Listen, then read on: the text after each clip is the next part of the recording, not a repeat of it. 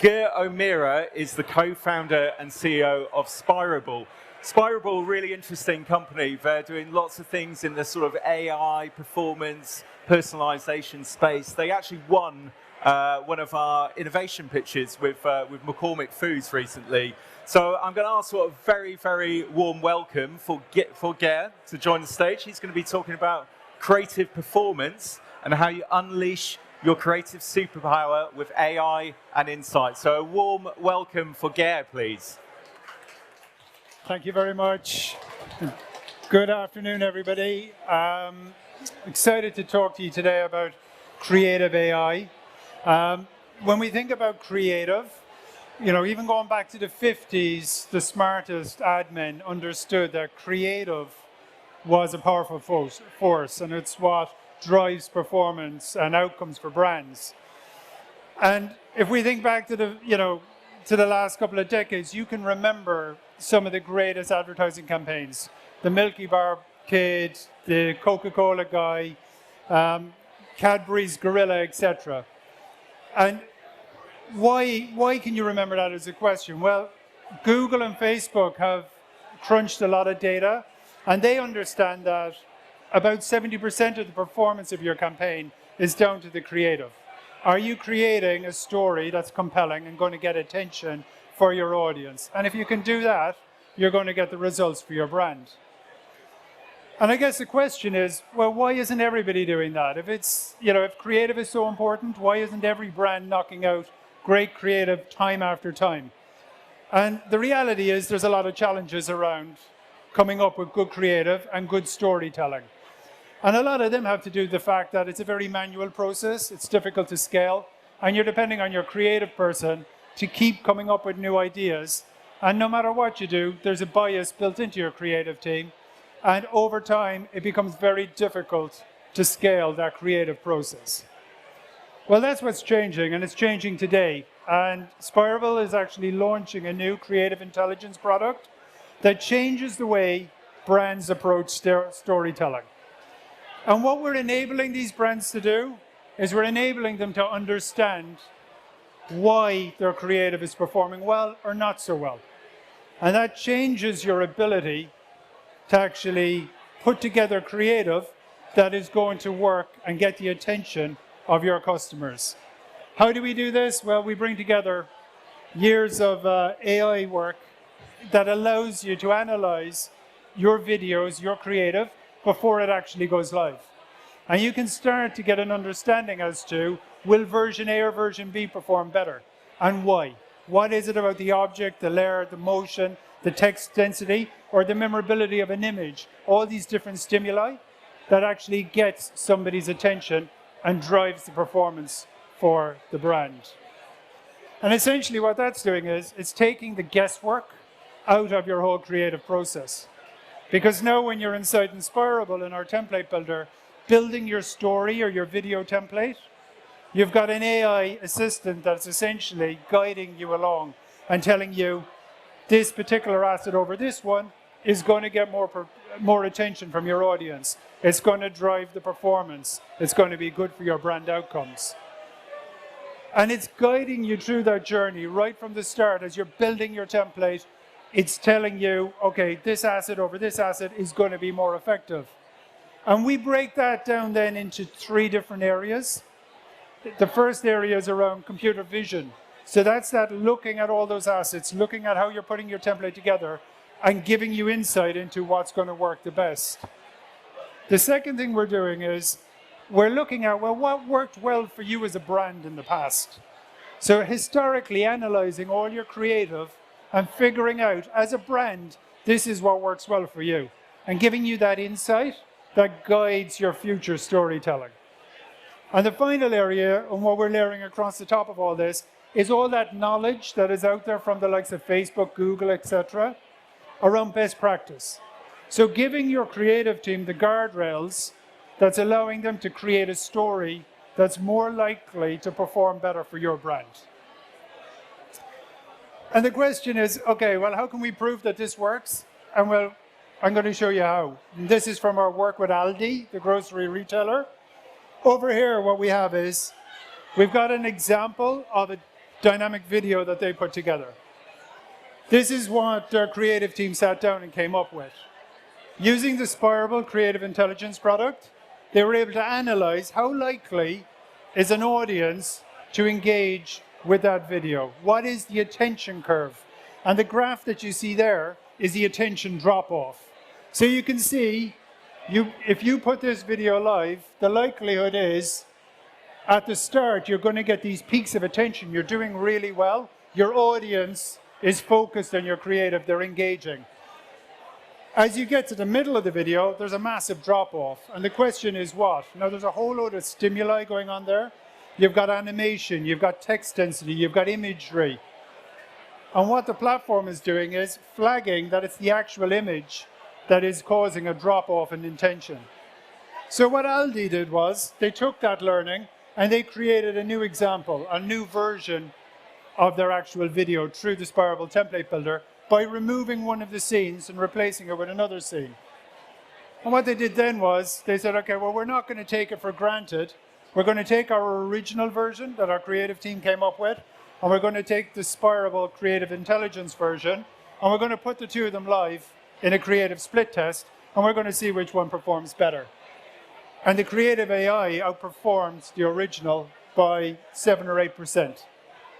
So that's how you're using AI to guide your creative process. And before you even go live and you burn through your media budget, you're getting insight into how to optimize and how to improve your video.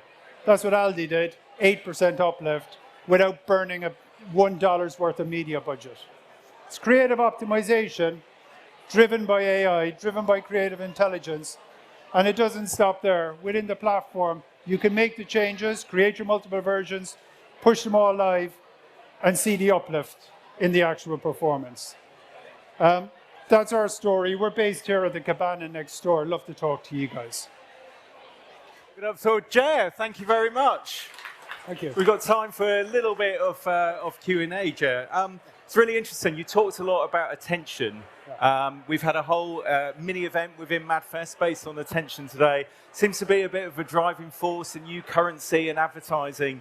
Is that something you're leveraging, or how are clients actually embracing this idea of attention?